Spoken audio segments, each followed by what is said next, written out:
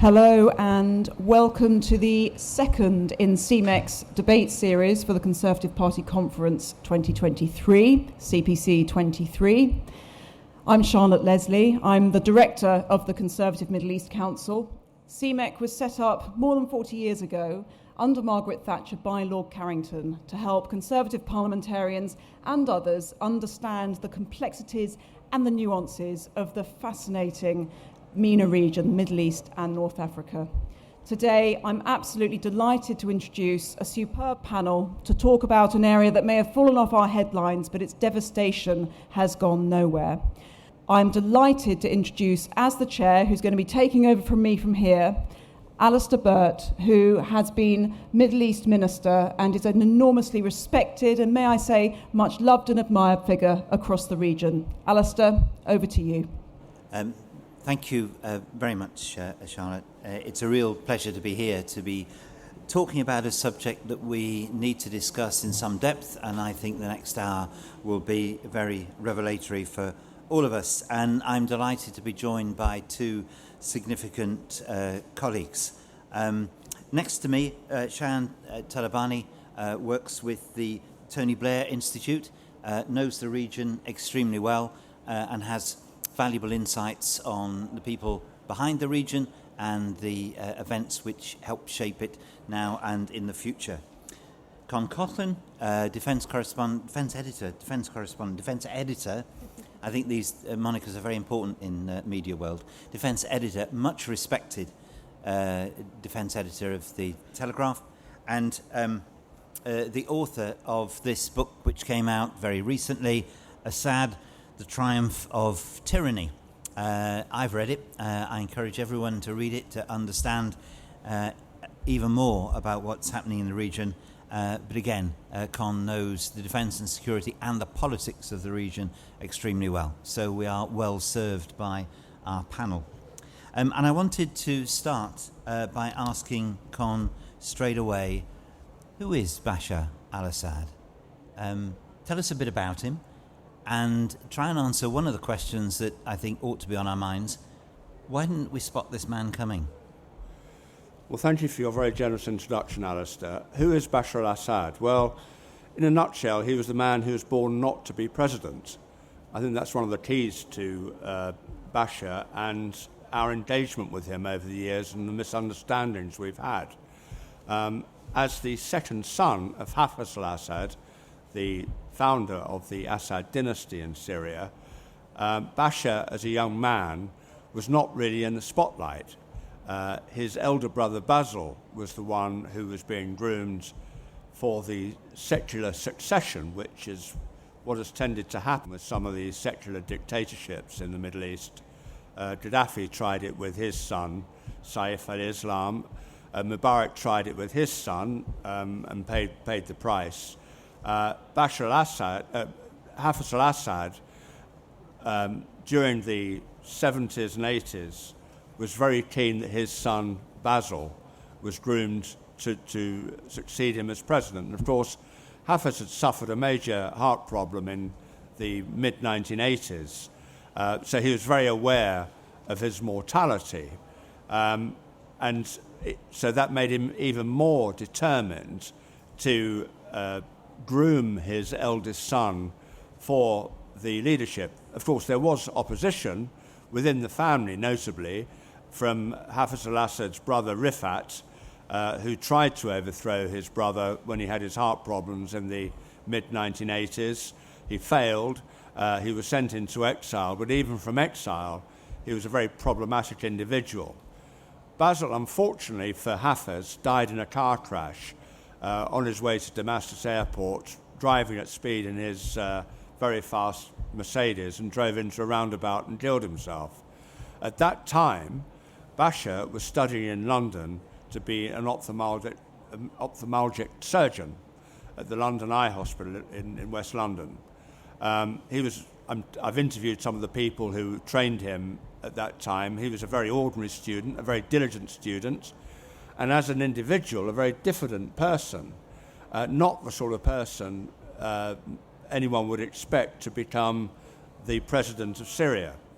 But everything changed very dramatically for Bashar after the death of his brother. He was literally picked up by a fleet of black limousines, taken to a private airport, flown back to Damascus, and within days of his brother being buried, was put on a fast-track course to becoming a dictator.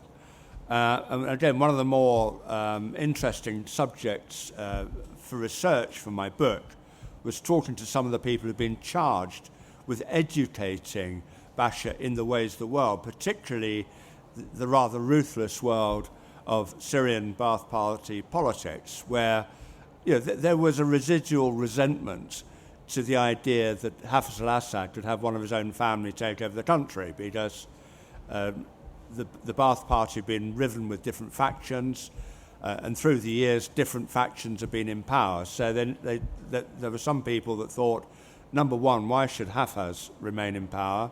And of course, Hafiz al-Assad came from the minority Alawite sect. So the majority Sunnis were rather resentful as well. But anyway, we move on towards 2000 when Hafiz finally died of a heart condition. By this time, and this is where you start to see the cunning of Bashar al-Assad. A lot of people still thought he was a diffident, awkward boy that was not really cut out for the rough and tumble of Syrian politics. But you see very quickly, after Hafiz dies in the summer of 2000, Bashar moving very quickly to consolidate his position. He doesn't even tell his own family his father's died, for fear that they will go and start their own campaign for the presidency or phone up Uncle Rifat and get him back from exile.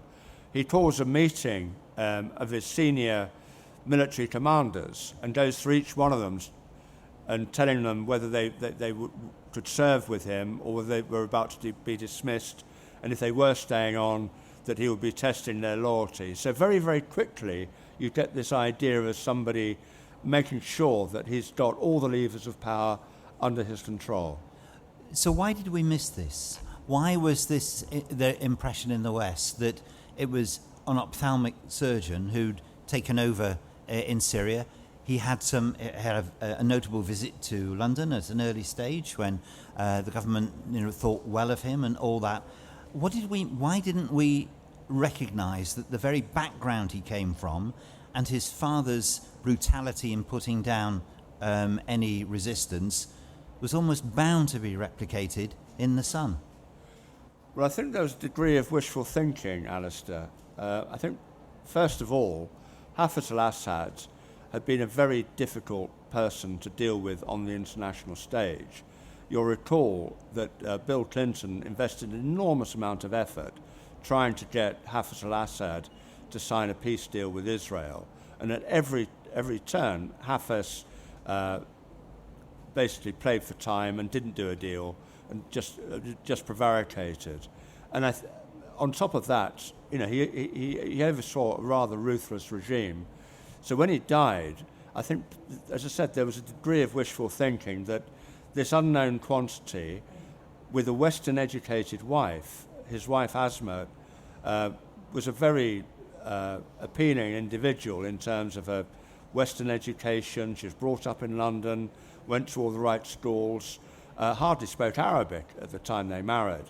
And so there was this sort of sense that there was this new broom sweeping through Damascus. And after what had gone before, a lot of people bought into this. And of course, then you have, first of all, in his inaugural address, Bashar al-Assad talked about reform and democracy. Well, actually, he talked about reform.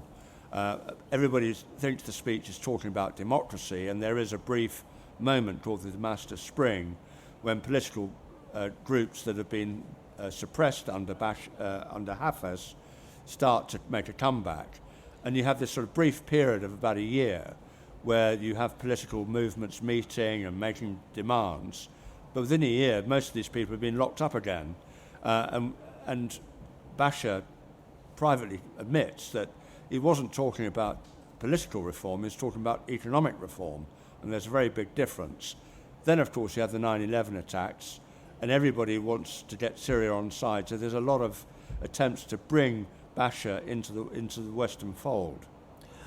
Right. So you paint a picture of the individual coming to power unexpectedly as the second son, and coming to power in a state based in a difficult region, and having established himself and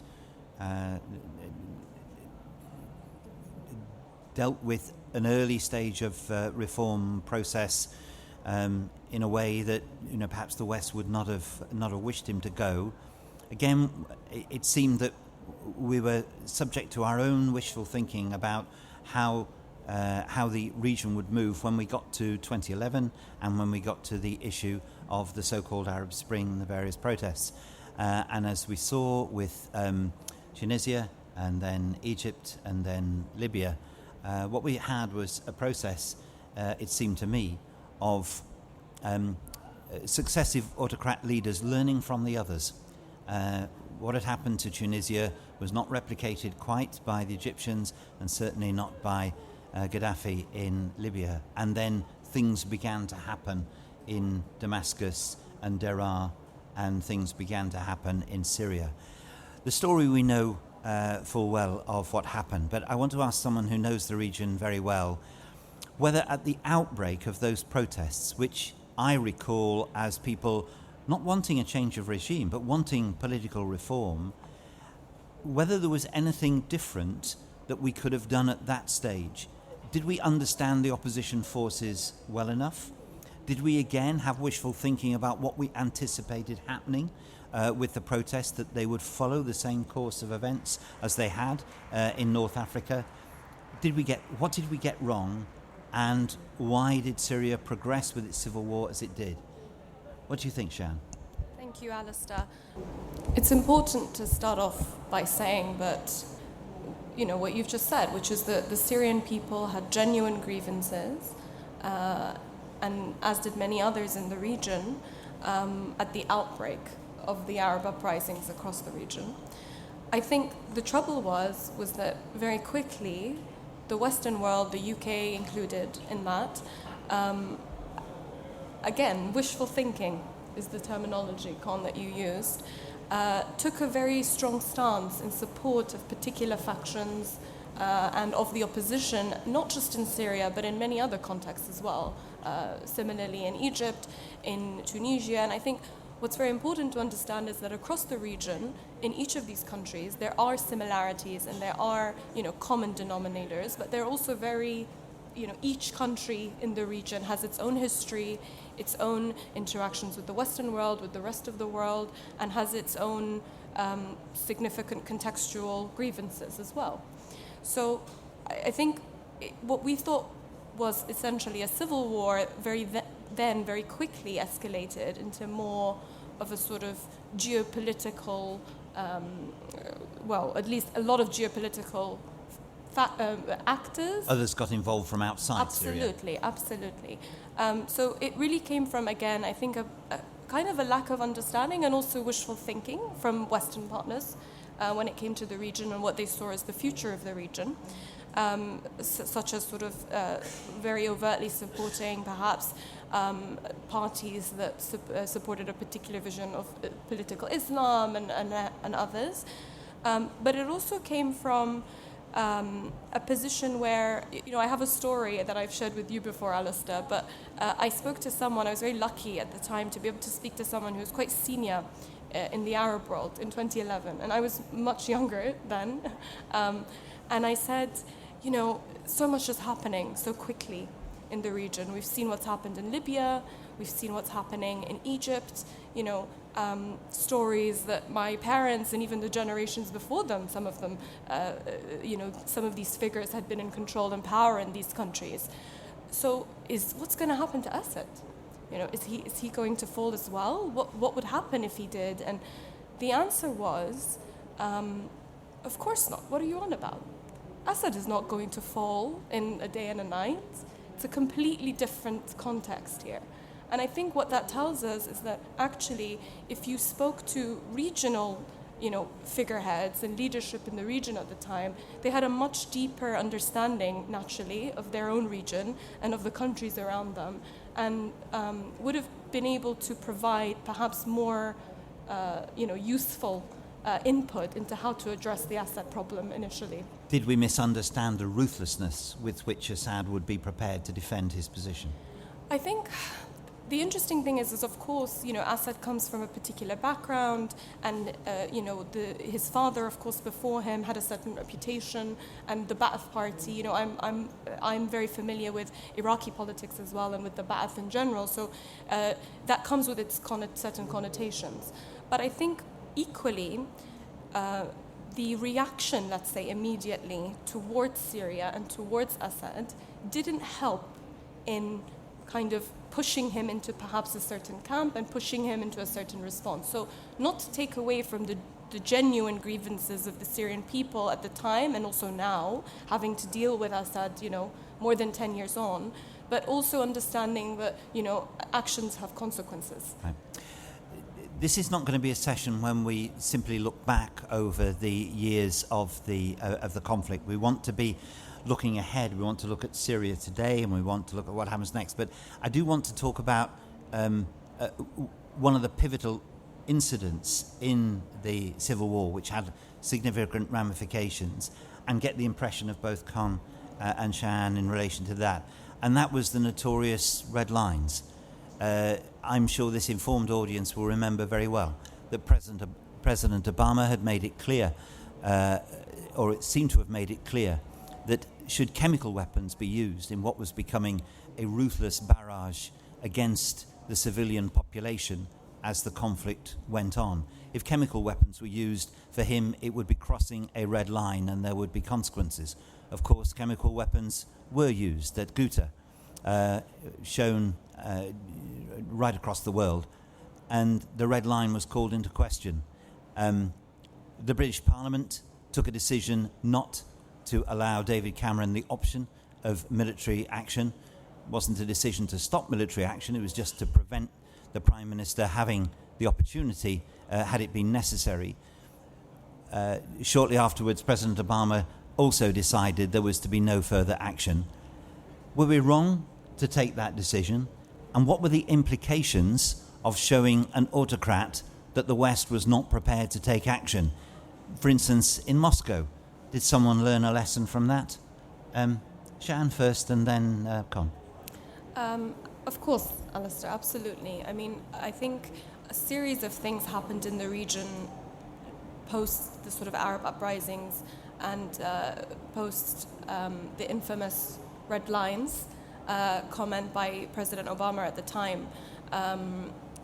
And a series of things then happened, but the major and the first one was the red lines comment in the sort of the Western approach, or the Western essential threat that yes, using chemical weapons was a red line, and then when chemical weapons were clearly being used in the conflict, there was not really a strong or cohesive Western response. And of course, there were various contexts to that, and it's important to take into account what was going on in Europe and in the UK at the time.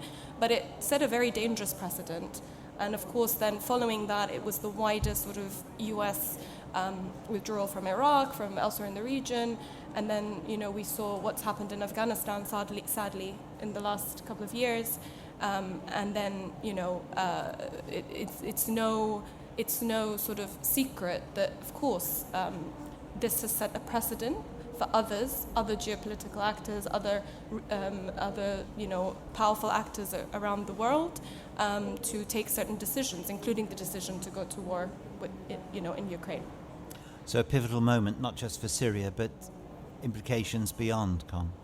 Yeah, I think if you look at the geopolitical landscape, it's not an underestimation to say that the invasion of Ukraine last year by Russia was one of the direct consequences of that vote, because that vote, which started, there was the parliamentary vote here. As you said, the Obama administration then referred the issue to Congress, knowing that Congress would not approve it, and as a result, no action was taken. And what you see first of all, in Syria is the Iranians. We haven't mentioned Iran at all yet, but Iran is a very important player in the Syrian issue. The Iranians moved very quickly to shore up the Syrian regime. I should also emphasize that from day one, Assad was in control of the regime's defense.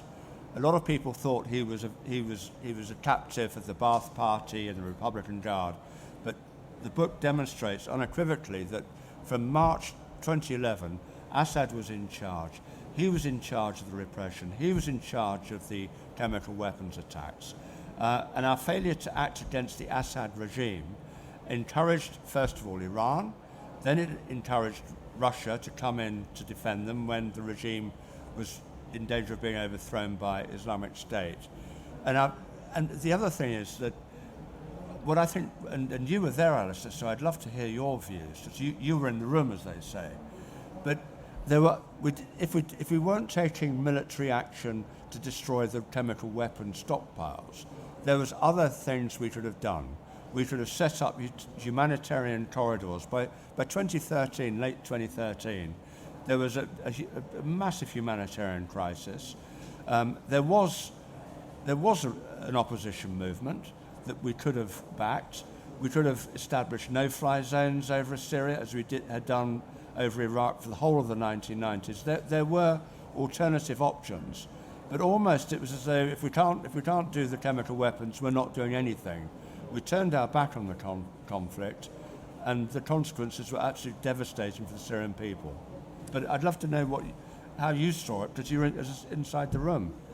I was, and I'll be very brief. I strongly supported the Prime Minister having the option to respond to the chemical weapons attack, but it wasn't a view shared by all Conservative colleagues, and the vote was lost. It was the first foreign policy vote, I think, lost by the government, and it's a very rare occasion. I believe that unless President Assad saw that something was capable of preventing his military success, that something would be weighed in the balance against what was clearly a desperately unequal fight between the civilian population and his army, then it would go on to be the destruction of Syria and his people. Evidence shows that subsequent to that we have 500,000 who have died, several million displaced, and I think it would have been better to respond as the government had decided. What I don't know, and I've always been honest in saying, I do not know what the consequence of that intervention might have been. I also have to say the overwhelming correspondence from the general public in 2013 to members of Parliament was not to take any action. 9-1 my letters were saying, don't touch this, Mr. Burt, don't do anything. And that's what MPs received, and that was part of the reason as well. So we had a situation in which there was no intervention by the West, but there was intervention by Russia and Iran as they acted to shore up a regime which they had close contact with and were determined to make sure that it didn't fall. I want to move on a little bit more to the present day, because I want to put it to one of the things you say in your book. You say during that period when it was clear that opposition was going to be crushed, Assad made a speech to the Syrian parliament, and it reads as follows: addressing the Syrian parliament, the same institution that a decade previously had rubber-stamped his appointment as president, Bashar claimed the unrest was all part of a foreign conspiracy to destabilize the Syrian government. And just as the American intervention in Iraq had failed, so it would in Syria. Quotes, this project will fall, quotes, Bashar declared as the state-appointed delegates rose to their feet in unison to award him a standing ovation. He was right. It's failed, and Bashar al-Assad has won to all intents and purposes. That's it, isn't it? Well, it's a pretty hollow victory, but there's an element of truth in that one of the problems with Syria and why it became so difficult to act was because of all the foreign players that were moving in. Syria, I always said the reason the the Lebanese civil war lasted so long was not because the Lebanese people have a peculiar proclivity to kill each other. It was because of all the foreign actors that entered it, and Lebanon became a stage for a great world struggle. Certainly, and this was during the Cold War. And I think something's true about Syria. You've got Russia, you've got Iran, you've got Saudi Arabia, you've got Qatar, you've got Turkey, you've got the Western powers, the US supporting various rebel groups. You've got the introduction of Islamic State after its formation in Iraq in 2014, moving across the border. So there's an element of truth in what Bashar said, and in fact, today, when he goes to Beijing and as part of his rehabilitation, he portrays himself as the man who stood up to the Islamist threat and vanquished them on behalf of the peoples of the Middle East. So there is an element of that, but it's a hollow victory. First of all, he only survived because, in particular, the intervention of the Russians in 2015 and the air power they brought and the devastation they wrought to cities like Aleppo, with the Iranians and Hezbollah doing all the ground offences with the few loyalist Syrian forces that were left. But he's only got just over half of the country under his control. Shayan will tell you, about a third of northern Syria is under control of the Kurds and the friendly factions, and large tracts of the rest of the country are not under his control. So it's a very hollow victory.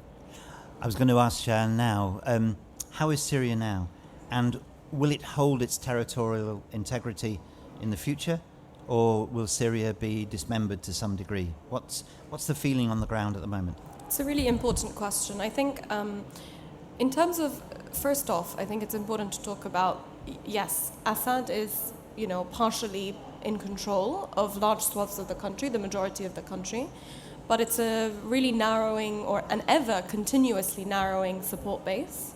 In recent weeks, in the last even couple of years, I think it's something that doesn't get as much coverage anymore, but there have been protests in Syria, and interestingly, protests in areas like Suwaida, which are Druze. Druze is the third largest religious minority in Syria, and these areas were actually during the bulk of the war Assad's strongholds. They were not necessarily pro-government, but they definitely were not, hubs for the opposition.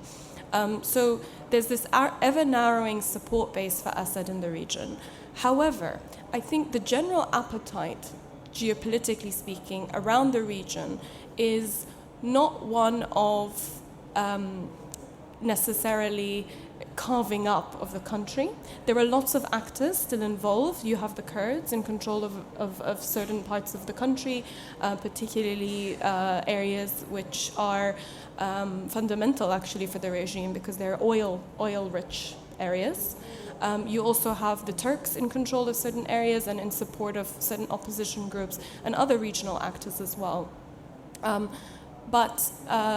as well as Turkey, which is an important element of it. And I think for the Turks as well, they have certain national security issues, two of which are their refugee problem coming from Syria, and the second, of course, which is the Syrian Democratic Forces, because they have a very large Kurdish population themselves that they worry and are quite anxious about, could learn potentially from a carving up of a Kurdish region in Syria.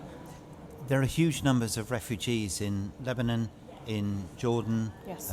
Egypt.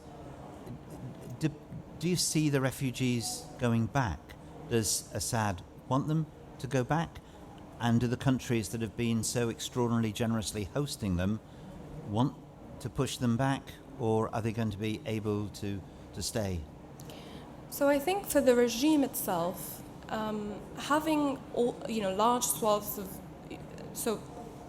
many, if not most, of the Syrians who were living in the region or living in Syria in pre-2011 have now left the country, as we all know and we feel, and it's become a national concern even here in the UK across the last decade and more.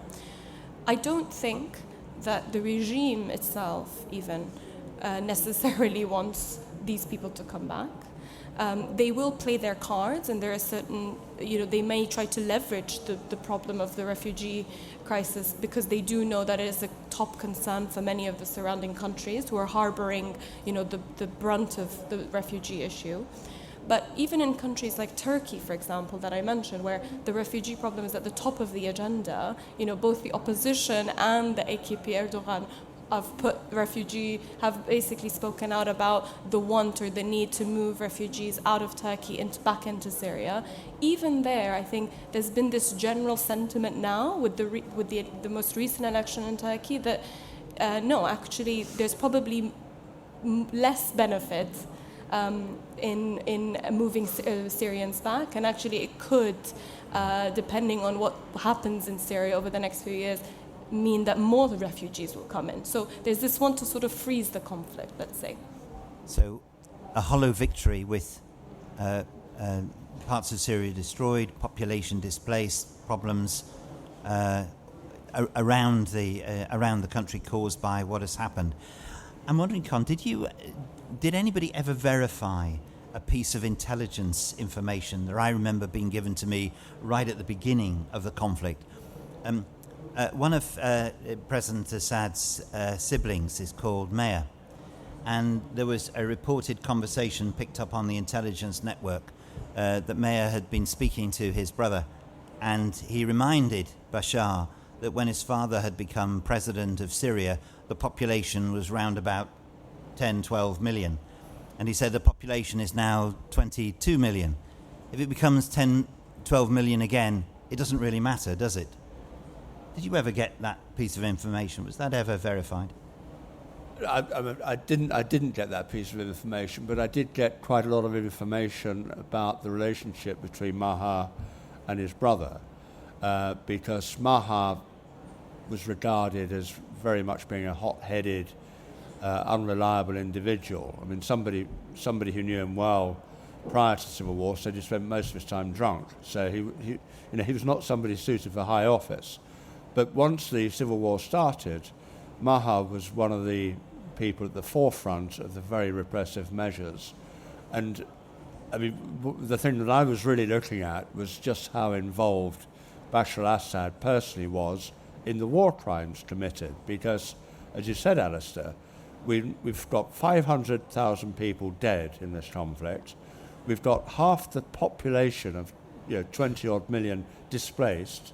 3 to 4 abroad, the rest displaced internally. I mean, this is a disaster of astronomical proportions.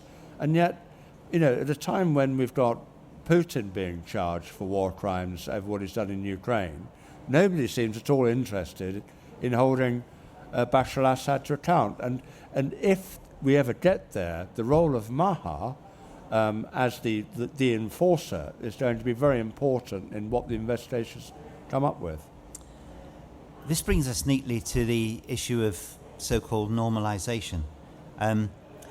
Just to say, we've got a very informed audience here, but just to say we've got quite a lot of time, fortunately, for this discussion. So I'm wanting to stick with the panel for another 15-20 minutes and then open it up to questions from the audience. The reality on the ground physically is that the regime has obviously survived with its allies, with Russia and Iran. It's nobody at the moment foresees the Assad regime falling. The consequences for that for neighbouring states have meant that they now have to live with what has been happening over the past decade or so. And so we've seen the Arab League reaching out and a process of normalisation going on for a number of states that are recognising their reality. Is that the right thing to do? Is there another alternative? What do both of you make of this process that's going on at the moment? Well, let me just unpack a little bit why Assad is there. As we've discussed, Assad won because of the support of Iran and Russia. Will that alliance stay in place, by the way? Will the Russians and Iranians... I was going to say, this is one of the issues. The Russians last year had to withdraw significant amounts of their forces because of the setbacks they suffered in Ukraine. They still have air assets there, and recently they bombed targets in Idlib. The Iranians were mainly supported by a lot of Hezbollah fighters who come across from Lebanon. They had to go back because of the internal problems in Lebanon. So, it's a pretty bare cupboard in terms of the military support Bashar's got. But the key thing that's happened in the region is the growing disenchantment of pro-Western regimes in the Middle East, with particularly the Biden administration, and this is particularly acute in Riyadh, which has been very unsettled by the hostility of the Biden administration, with Biden calling the de facto ruler of Saudi Arabia in public a pariah. This is unheard of diplomatic speak. As a consequence of this, we are seeing a lot of engagement with Russia, with China. We've seen a massive rehabilitation taking place between Saudi Arabia and Iran, which a year ago was completely off the cards. So as a consequence of that, you've got a very weak Syria. You've got bigger fish to fry in the Middle East. Saudi Arabia, for example, the prime goal there is economic development and asserting its position as a global power as opposed to a regional power. And they don't want anymore to be bothered with the Syrian problem. They'd love Assad to go. But the other quick point I'll make is that if Assad went, who would replace him? And after what happened in Egypt with the Muslim Brotherhood coming to power, there's a wariness that if you got rid of Assad, and given the history of Muslim Brotherhood activity in Syria, that you'd have another Muslim Brotherhood in Damascus running the country, and that would not be in regional interest. There's a whole mix of things at play here, which means that people are prepared to tolerate a rehabilitated Syria without actually liking Syria. Yeah, if I may as well, Alistair, just on that, I think it's important to remember that a lot of these Arab states who are now, or at least who are within the framework of the Arab League, very early on were calling for things like conditional normalization. I think that was the terminology that the Saudis used, and conditional because they wanted to ensure that there was some form of political settlement in any kind of interaction with Assad in the future. Unfortunately, what happened was that because of the sort of lack of want or momentum from the general kind of international community when it came to reaching a political settlement in Syria, I think all in all, the countries in the region essentially made the decision that it made more sense to renew ties, not because they have a natural affinity to the Assad regime, but that it was better essentially to have an in with the regime rather than to be in, have the regime in total isolation.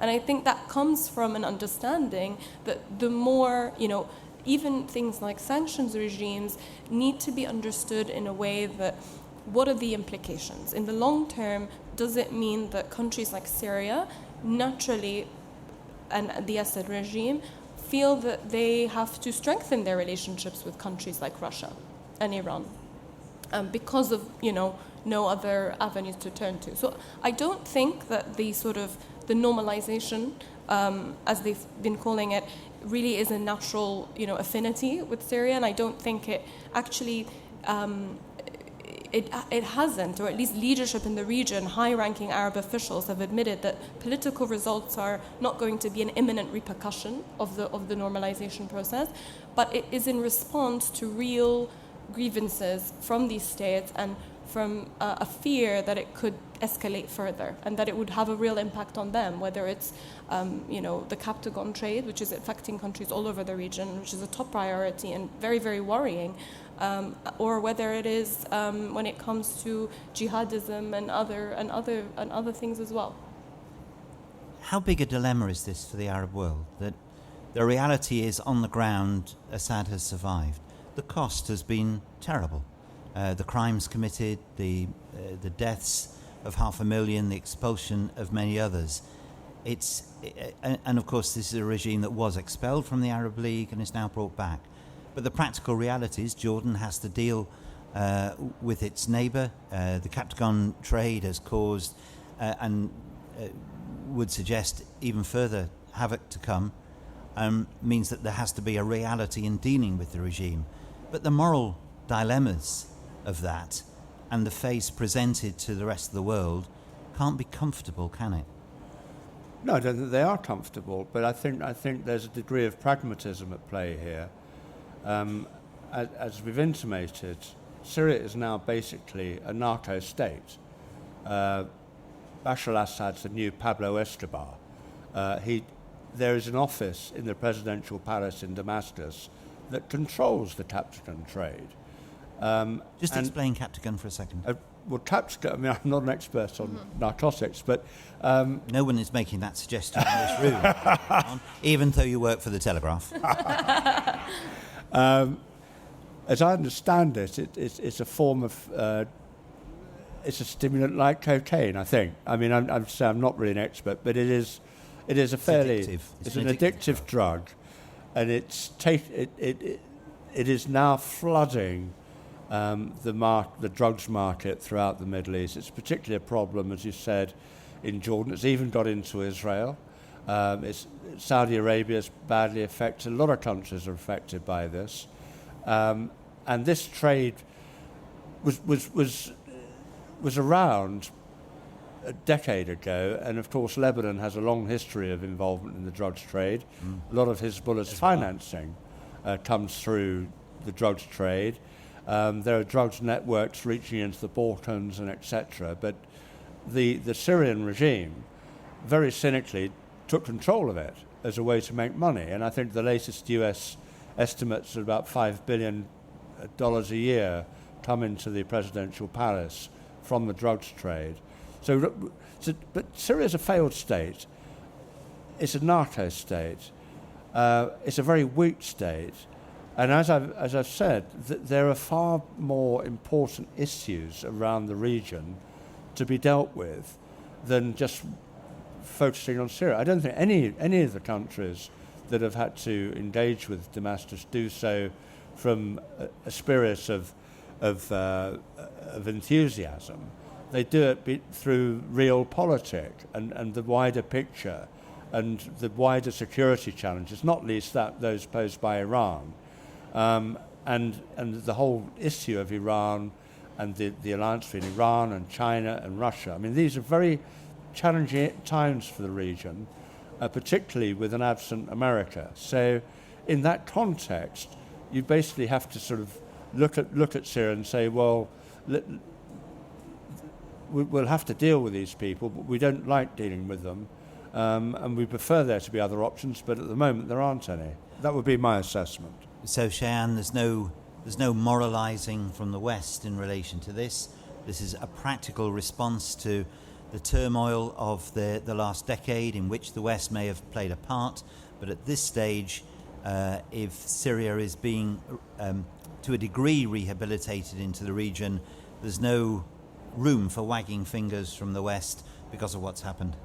Yeah, not at all. I think the trouble is that for a lot of regional partners, the West regional partners in the Middle East, the indication, or when the US essentially in 2011, under the Obama administration, implied that it would be refocusing its attention away from the region, it really meant that regional actors had to take matters into their own hand, and some of that has materialized very soon after that, and some of it has materialized, over the last year and 2 years, including the rehabilitation of Assad to some extent. So I think it's, we can't. I think the West shouldn't really be chastising the region when it's having to really deal with the immediate effects of what's happening in neighboring countries like Syria. Rather, it should be using its relationships with some of these countries in the region to help find a resolution to the conflict, or at least to be most useful and to both support but also build on what's already being, furthered by the Arab states, primarily coming from, Riyadh and Abu Dhabi from the Gulf. I think what's been fascinating about the last 45 minutes is the picture that's begun to emerge of not just the conflict but the consequences. We started with something which could have just have been another domestic revolt, as in some of the North African states. But Syria isn't Tunisia. And a domestic revolt became a civil war with wider ramifications. The decisions taken by others meant that Russia gained an opportunity from the situation. The influence of the West declined. Iran was emboldened. And all this was taking place at the same time as the region was undergoing change, partly as a consequence of the after effects of 2011. We saw, as both Shayan and Con have mentioned, a reassertion of the region, a realization that no longer was it to look over its shoulder at what the West either wanted to happen, wished to happen, or was seeking to impose, because people were going to make their own decisions for their own interests. And the implications of that became seen in a new diplomatic round of engagement, not least with Iran, from the UAE and Saudi, recognizing that any conflict with Iran which had Western involvement would be catastrophic for them.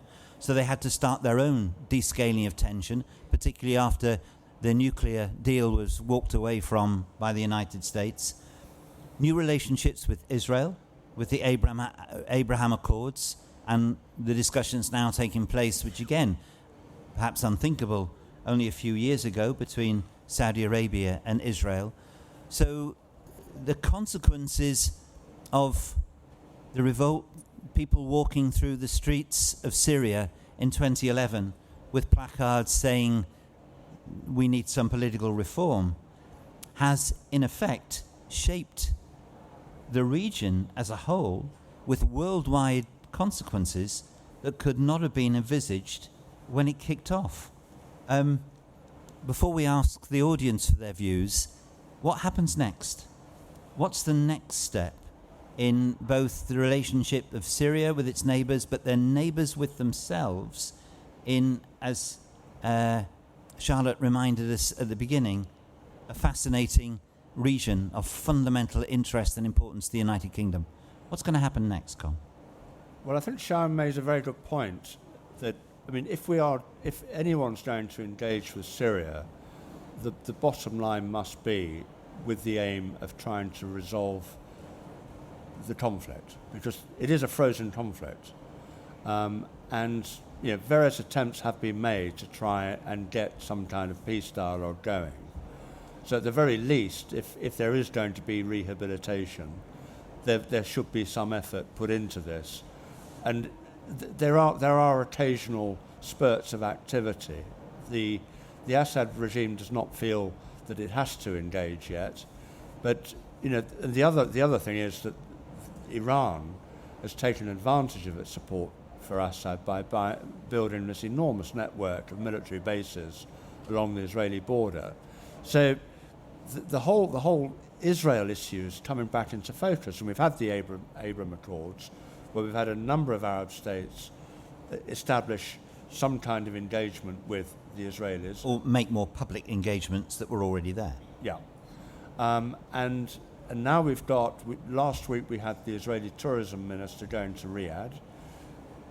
There's a complex negotiation going on at the moment with the Americans about security guarantees in return for some kind of process with Israel. That will have a very deep bearing on Syria, which, under the Assad regime, has made itself the flag bearer of Arab resistance to the State of Israel. So, there's a lot going on, and it's very difficult to predict the outcomes. Shayan? I think in the immediate to short term, unfortunately, primarily for the Syrian people, there doesn't seem to be a kind of resolution to the conflict that we're going to see. However, it doesn't mean that, we shouldn't be thinking about what will happen if we just stay put and we don't do anything. And I think, we didn't have a chance to really talk about sort of ISIL in Syria in depth, Alistair. But that's a challenge that still remains. I think territorially, yes, ISIS has been defeated to some extent. However, that is very, what's fundamental to that defeat is a number of things. Yes, no, sorry, I can see you looking at me. I wanted to say, forgive me, do talk about it now, because one of the questions I might have lodged is if some elements of opposition have been defeated and there's no prospect of political reform, does this push people towards the Daesh ideology? Does it gain from what has happened? Or is its ideology so different to the ordinary political, to the political activity of what was a pretty secular state in terms of Syria? But indeed, how will Daesh respond to this, and might it give them an extra boost of life? Yeah, I mean, even just recently, we've seen, ISIS hit and run operations. There are, numerous hundreds of sleeper cells, large-scale sleeper cells across Syria and Iraq, and primarily in Syria. We've seen car bombings more recently in the Sayyidah Zainab area near Damascus. What this really means is that ISIS is very much as an ideology still alive and present. And I think it really depends on 2 or 3 factors, what happens with ISIL in Syria. One of them is what happens with the Kurds in Syria. So the Kurds in Syria was sort of the primary forces on the ground who still do have, who were pushing against the ISIS presence in Syria and in Iraq. With the support of the global coalition. They still maintain that support from the global coalition. And they operate within the autonomous administration of northeast Syria. So far, they have done a very good job of pushing back against ISIL territorially. And they also control these large prison camps that we often read about in the papers here in the UK, Al-Hol, one of them, the infamous Al-Hol. This has all been done with US military help. So they've managed to chase and prevent ISIS from gaining ground, but they still need support. If you want, particularly in light of the efforts still kind of incoherent by Iran and Russia and also Turkey, but for its different reasons, to really dismantle the Kurdish forces or the Kurdish presence in Syria, they need support, because the immediate effects of any dismantling of the Kurdish areas in Syria will mean that ISIS will retake those areas very quickly. Simply put, Syria is very, very important in the wider anti-terrorism fight. It's still an attractive place for jihadists around the world, whether it's Uyghur terrorists from China, or whether it's people who support that sort of radical ideology here in Europe. And the other thing it really, really depends on is the socioeconomic status of Syria. People are, the majority of Syrians, 90%, I believe, over 90%, live below the poverty line. If there isn't any tackling of the socioeconomic issues in Syria, coupled with the fact that this ideology still has, a certain support base, then yes, you will easily see radical terrorists such as ISIL or ISIL affiliates and even ISIL itself re-emerge. And even the caliph, the current caliph, the 5th caliph of ISIS is still based in Syria. So it is an attractive place if you are a jihadist or a terrorist to go there. Thank you. We're fortunate to have just about half an hour left. What I would like to do now is invite what I know is both a distinguished and knowledgeable audience to have the opportunity to ask questions. I'll take a couple at the time. I want to reserve a little bit of time at the end for two final questions that I've got if they've not been asked. But this is opportunity. The bright lights are shining on me, but I will endeavour to pick out people when they put their hands up. So the lady in the blue, and there's a microphone. As best as possible, short questions. Thank you. Thank you very much. I'm from Syria, from the city of Afrin, which is invaded by Turkish government, and now it is under the control. Like over 5 years, Turkey changed all the demography of it. They replaced them by Turks, by Arabs, and now Kurdish couldn't access to their properties and their city. And now the Turkey, Iran, Russia, all of them, and the opposition, because opposition is an extremist opposition. It is not a democratic opposition to be supported by the coalition. Just the coalition is working in the eastern Euphrates, backing the. So Turkey and the opposition and all of them are against the Kurdish forces in the eastern, and against America, against the coalition, which is of 72 countries. So the opposition is not a democratic opposition to be supported. For that reason, there is no hope. We cannot, similar to Iraqi government, now there is a destabilization. So for my question is, why the coalition give a blind eyes to the drones of Turkey who are coming and bombing the Kurdish forces? They say they are terrorists. Even they fought terrorists and they defeated ISIS by Kurdish. How they are terrorists and they defeated terrorists. So they are supported by a coalition. Thank you. So why they are giving a blind eyes? This is my question. Thank you very much. I'll take them one at a time, otherwise we might forget the complex situation of politics in the northern area of Syria, aptly described by our questioner. Who'd like to tackle that? I'm happy to, if that's okay. So I think when it comes to sort of the Turkey question in Syria, Turkey, of course, the coalition is comprised of I actually don't know how many states are in the coalition. How many are there in the coalition, Alistair? 72. Yes. 72. So I didn't want to make a mistake. So 72 countries. So they all have their own varied relationships with Turkey. But if you're looking at it from a UK perspective, Turkey is a long-standing, historic partner of this country. And that relationship has been, pretty strong, throughout the time that Turkey has existed as a republic. It has had its complications with with the current government in Turkey. But the reality is that current government has now been re-elected.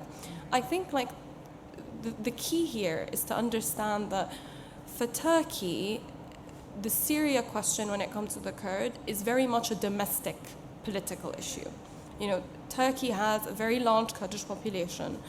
It worries, and if you were Turkish or if you were the president of Turkey, you would be anxious and worried about a political outcome in Syria that granted the Kurds, a lot of autonomy, such as what we've seen in Iraq, for example, after 2005. Or since 1992, but officially since 2005. So I understand, the Turkish positionality.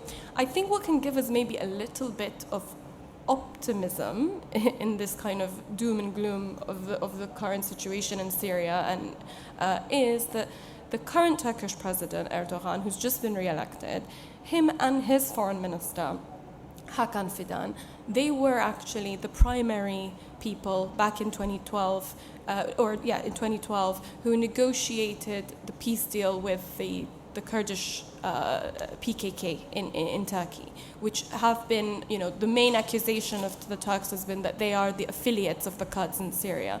So the fact that they were the ones that really pioneered that peace process though it didn't eventually work out, it means that there might be some willingness, particularly as Turkey is kind of repositioning itself at the moment, given the geopolitical realities of the region, and both in Europe and in the Middle East, that it finds itself in. And I think a good policy position is to find ways, for the UK and for Western allies, is to find ways to alleviate the economic burden on ordinary Syrians. So to really not remove, but reassess how we do sanctions and how we work with sanctions and how we use sanctions to target people.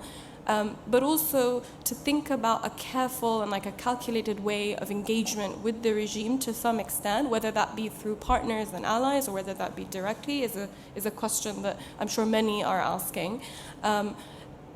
And to do that, both keeping in mind economic relief and also a sort of accommodation or exchange for the protection of the Kurdish areas. And I think that will alleviate, if there is that position, that will alleviate kind of the hawkish position from Turkey towards the Kurds. Con, the ramifications of a civil dispute in Syria for Turkey and Kurdish people? Well, I come back to the geopolitical position. And there is an American presence still in northern Syria towards the east, protecting the remnants of the SDF and the autonomous areas. You've also got the Russians, and you've got the Turks. And in a sense, this reminds me of the Great Game being played out in northern Syria. And at various times, the Americans and other coalition partners don't want to upset the Turks because they're very useful as a bulwark against Russia, and I just think this autonomous Kurdish region, it just finds itself stuck between a rock and a hard place at the moment. So I come back to the point that if there is going to be any form of rehabilitation with Syria, it must be on the basis that some kind of peace settlement is established, where a lot of these issues are resolved to the satisfaction of the people who are suffering. Thank you. Gentleman there.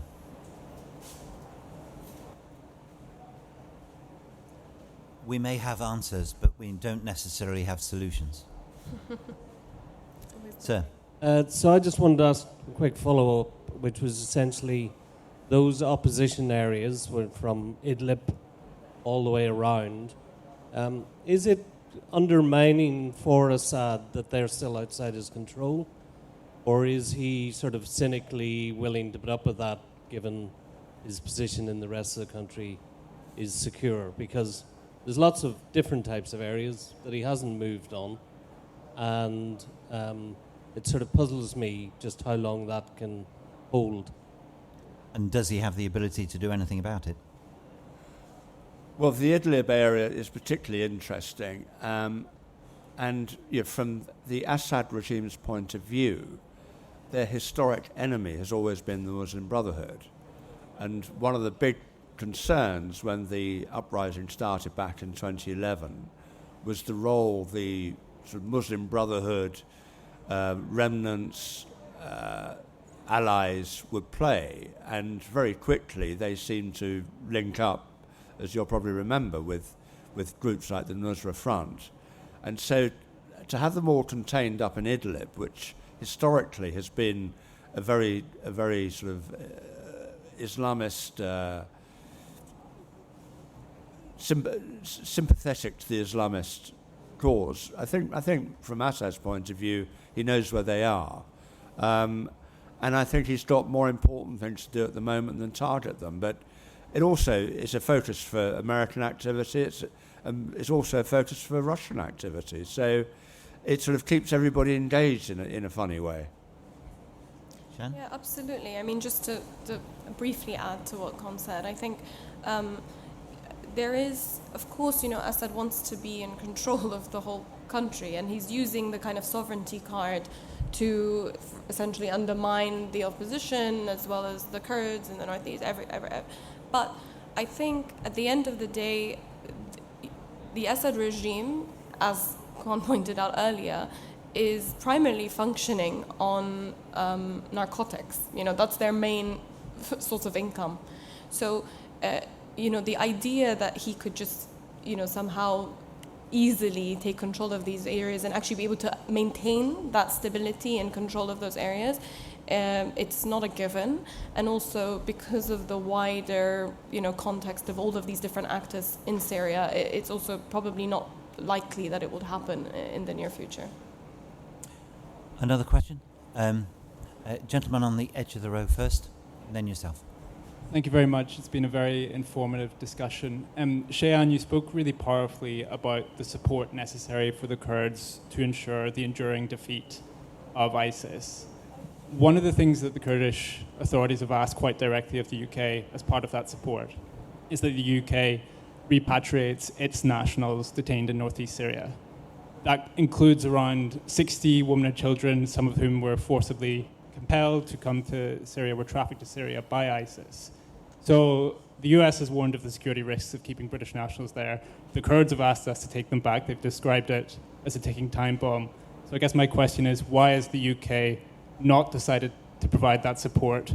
And what do you think are the risks inherent in that? Thanks. I mean, I can definitely comment on the risks. I can't comment as much as on why the UK hasn't acted on that necessarily. But I think the risks are, fundamentally that, these are, they're not exaggerating when they say that they are taking time bombs, because you have women and children and many, many young people, underage people who are in these camps and in these prisons, in these areas, who have very little prospect. They're in very poor economic conditions, not receiving, bog standard education, not having very much hope or any prospects for, the near and long-term future. So it's a breeding ground for radical ideology and for future jihadists and jihadism. So it's not an exaggeration to say that it's a ticking time bomb. I think you could easily see, if handled incorrectly, these areas become, terrorist strongholds. On why the UK hasn't, kind of repatriated its own citizens, I mean, it's something I ask myself, and I'm sure maybe Alistair can give us a little bit more insight on that, actually. Alistair. I'll let Con answer first, but I will answer your question. Well, it is certainly a problem. And I mentioned earlier the whole issue of war crimes. And people who supported, of their own free will, the violence of Islamic State, in my view, should be tried for their offences and their association with Islamic State. And initially there were discussions about setting up such tribunals, but it's just impractical. And a bit like in 2013, the West has basically decided it's got better things to worry about, particularly after Ukraine. So this has really fallen down the list of priorities. I don't want to get involved in conservative internal politics, but I would suggest that given the difficulties that the current government is having on the migration issue, politically trying to repatriate people who, as I said, of their own free will, went to join and fight with Islamic State would be problematic, to say the least. I think in time we have to do that, though. I agree with Shayan's analysis. I was in Iraq last week, and I did have a discussion about the camps and those who were there, and the conditions are bad. Daesh has significant influence. The longer people stay there, the worse it will be. There are children there who have committed no offence, and the humanitarian situation and I think the legal situation is very bad. There will have to be a big concerted effort to do something about it, but I think ultimately it will be forced on states that have their own nationals there. It hasn't been done up to now simply because of the passage of time. You can put things off, but sooner or later you won't be able to, and it's a big decision, not for the present government, because I suspect in the next year or so it won't become acute, but it will come during the course of the next government, and James Cleverly will have to, or any successor will need to think about this. It will become of greater interest. Sir, and then Madam. Hello, my name is Winnie Sterling, and I run the Trojan Women Project. I've been working with Syrian refugees since 2013, initially in Jordan, but sooner or later the refugee crisis comes to you. There are, and we have kept touch with all the people we've worked with, some of whom still in Jordan, some of whom have moved to Turkey, some of whom are in Europe or the UK. Given the situation now in places like Turkey, Lebanon, and Jordan, where the Syrian diaspora in Turkey was a major issue in the election, and there is a scenario where those countries might start to expel Syrians back into Syria, and what do you think that will? What effect do you think that will have, and when do you think that will start happening? The other remark I'd make is my note that it seems to be the first rule of international diplomacy is to throw the Kurds under the bus, but that is a different question. But the refugee, this issue in the neighbouring countries. You touch on a painful point of history that the Kurds know well. Yes, colleagues.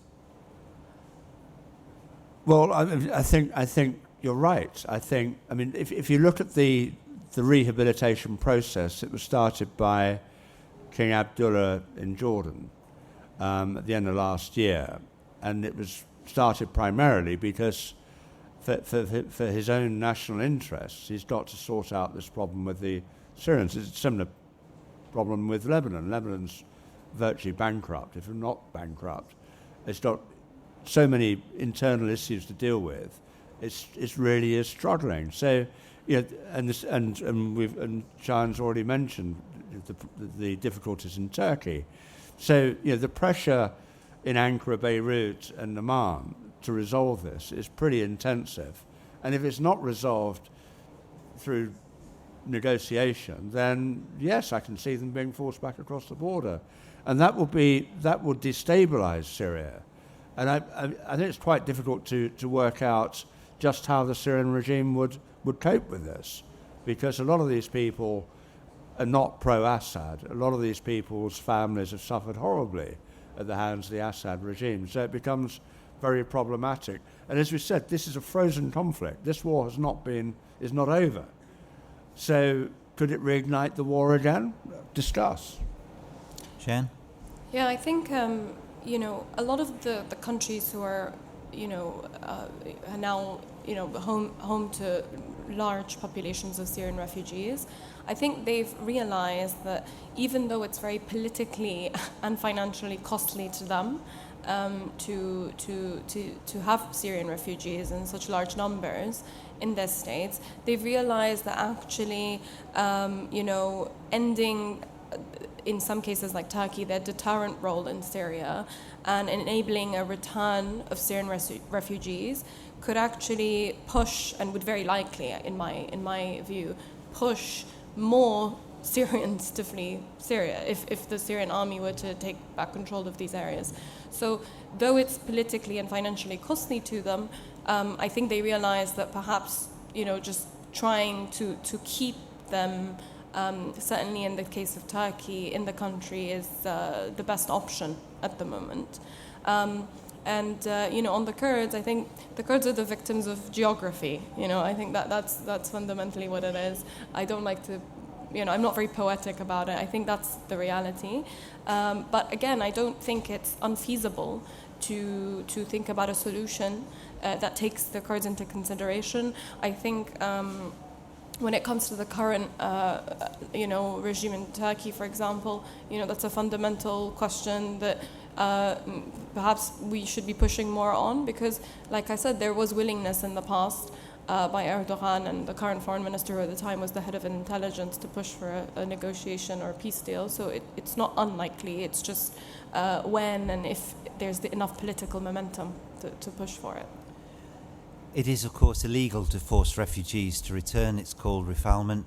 I'm not sure if that troubles certain Lebanese politicians in particular who've been advocating it for some time. But certainly it would cause a major crisis of a variety of implications if it was attempted.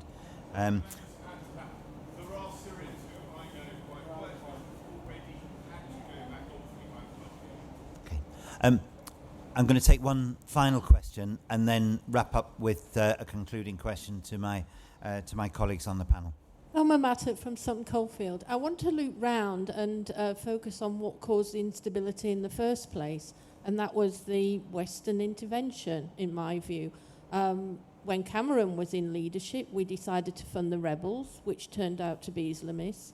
And I was fortunate enough to visit Syria in 2011, a few weeks before the war, and I was really surprised at the amount of money the Saudis were pumping into Syria, building brand new mosques, especially in Aleppo.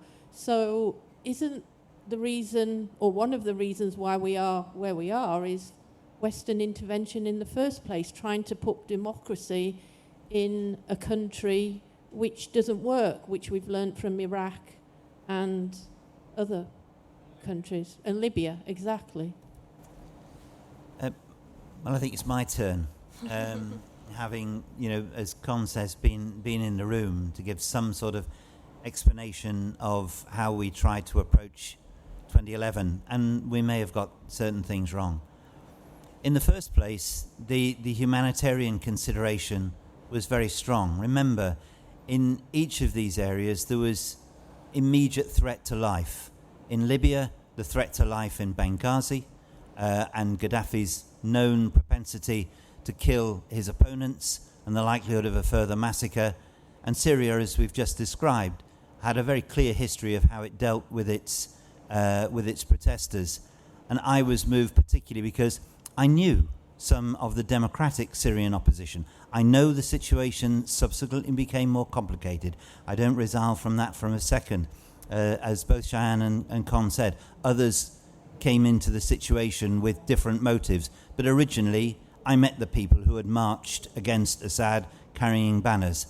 And when they were killed, and when their children were tortured and dumped on their doorsteps dead, I thought we were right to take a view that that was the sort of regime that we had no truck with.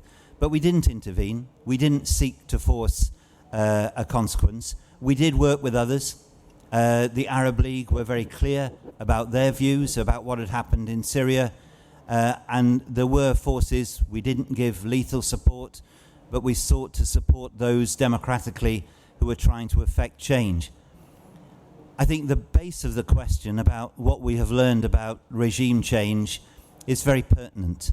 I don't think there will be efforts for regime change in the region as far as I can see in the future. It will leave uncomfortable questions. If women are treated badly by certain regimes, there will be no intervention from the West to try and assist their situation. People will have to take a view on whether they're comfortable with that. These countries are not all like ours. There won't be a pathway to democracy as we know it, because some countries won't end up as Western democracies, but they will be stable, they will be well governed, they will be governed with consent, and I think that is something that the United Kingdom needs to recognise. I certainly understand that better, probably than when I first went into the office in 2010. But I still think that there is an issue of accountability for those who take wicked action against their people and kill them. And as well as answering your question, ma'am, I wanted to conclude with a question to my colleagues here. What does the situation in Syria now say about accountability? What does happen to those who, because of their power, are able to kill innumerable numbers of people in order to keep in place a system of governments which lacks the consent of a significant proportion of the people, which can't be measured in normal way? But what happens to accountability, and where is the West now in the future of the Middle East after all that's gone on? If I could take Con first and then conclude with Shayan. Well, back in the 1990s, I spent a lot of time in the Balkans covering the Bosnian Civil War. I was in Sarajevo as a journalist, witnessing firsthand the terrible suffering of the people there and the appalling criminal, the war crimes being committed on a daily basis. And at the time I thought, will these people, the people responsible for this, ever stand trial? It seemed a very remote prospect. And yet here we are nearly 30 years later, and the Milosevic's and the Karavach's and the rest of them have all stood trial and faced the consequence of their actions. I see no reason why the same should not apply to the Assad regime and the various perpetrators of war crimes. As I said before, Putin has now been charged with the war crimes to the extent he can't even attend G20 meetings and travel to South Africa, etc. And I think we need to find the will to do this. I mean, when I was researching the book, you know, there's 1 million pages of documented evidence of the war crimes. There's videos, there's mobile phone videos that have been... I mean, one of the dreadful tactics the Syrian military used was to film their atrocities and put them out on the internet to try and persuade people not to protest against the regime. We have this material. We should try and find a way. Of course, the reason the International Criminal Court has not taken action is because everyone's afraid of upsetting Russia, etc. But, you know, we had these problems in Bosnia, we got round them, and justice prevailed, and justice should prevail on Syria. Shayan? Yeah, I think it's important to sort of talk about this distinction, I think, between like structural violence in this sense and direct violence. So in the case of Syria, you know, you have both. You have the direct violence of the regime towards the Syrian people, but also the sort of structural violence of corruption and the economic woes of the Syrian people. The solution, you know, to add to what Con said, the solution is not to simply, you know, freeze conflicts and to prioritize stability over accountability. Now, that doesn't mean that we should be, like I said before, chastising states that feel like they are in a position where they need to take that, you know, that stance because they are either immediate neighbors with the regime or because they are, you know, feeling the implications of the conflict the most. But what it should mean is that we need to think a little bit more creatively about how we talk about accountability and how we hold people accountable. So whether that is, you know, again, like I said, understanding how we use sanctions, and I think that applies beyond just Syria to other places in the region too, you know, ensuring that sanctions are not, you know, hurting the people, the ordinary people the most. Because yes, if you are, you know, Assad or in the regime, you are benefiting from both what is a corrupt system structurally and fundamentally, but also from, you know, narcotics and other illegal forms of, you know, making money, essentially.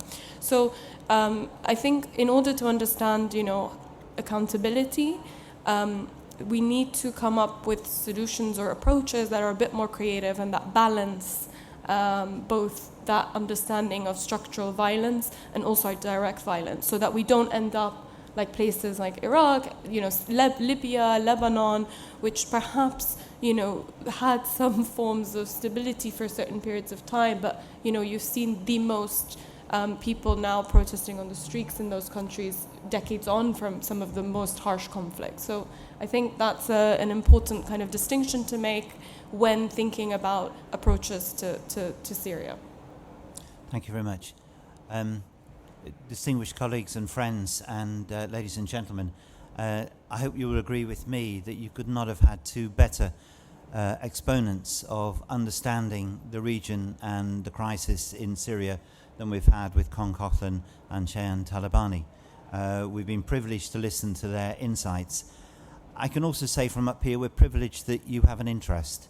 The Middle East matters to the United Kingdom and the Conservative Party, and that you've all taken the time and trouble to be here when you could have been doing many other things is deeply appreciated. It shows a level of respect for the region and determination that the United Kingdom's interests should remain. And the Conservative Party has that at the heart. And I commend, as always, our organisers, Cmec, and the work of Charlotte Leslie, who's done a remarkable job over the years, still continues to do so, but provides an opportunity for a depth of understanding of a complex region which I think is unrivaled. So please show your appreciation for my two panellists and for Charlotte Leslie and Cmec.